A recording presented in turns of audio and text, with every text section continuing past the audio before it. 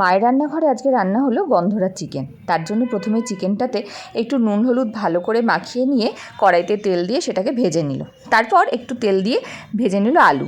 এরপরে ওই তেলেই দিয়ে দিল পেঁয়াজ আর তার সঙ্গে টমেটো। তা এটা একটু ভাজা ভাজা হওয়ার পর তাতে দিয়ে দিল নুন দিয়ে ওটাকে ভালো করে নাড়াচাড়া করে ওটার মধ্যে দিয়ে দিল আদা আর রসুনের পেস্ট। তারপরে ওটা কিছুক্ষণ নাড়াচাড়া করে তারপরে দিল জিরের গুঁড়ো, ধনের গুঁড়ো, কাশ্মীরি রেড চিলি পাউডার আর ঝাল লঙ্কার গুঁড়ো। তারপরে আগে থেকে ভেজে রাখা যে চিকেনগুলো আছে সেগুলোকে দিয়ে আর আগে থেকে ভেজে রাখা আলুগুলো দিয়ে ভালো করে নাড়াচাড়া করে কিছুক্ষণ ঢাকা দিয়ে রাখলো। এরপর ঢাকনা খুলে ওটাকে নাড়িয়ে তার মধ্যে পরিমাণ মতন জল দিয়ে তাতে কিছুটা চেরা কাঁচা লঙ্কা দিয়ে দিল। এরপর বেশ কিছুক্ষণ ফোটানো হয়ে গেলে তারপরে তার মধ্যে দিল আসল জিনিস, গন্ধরাজ লেবুর পাতা।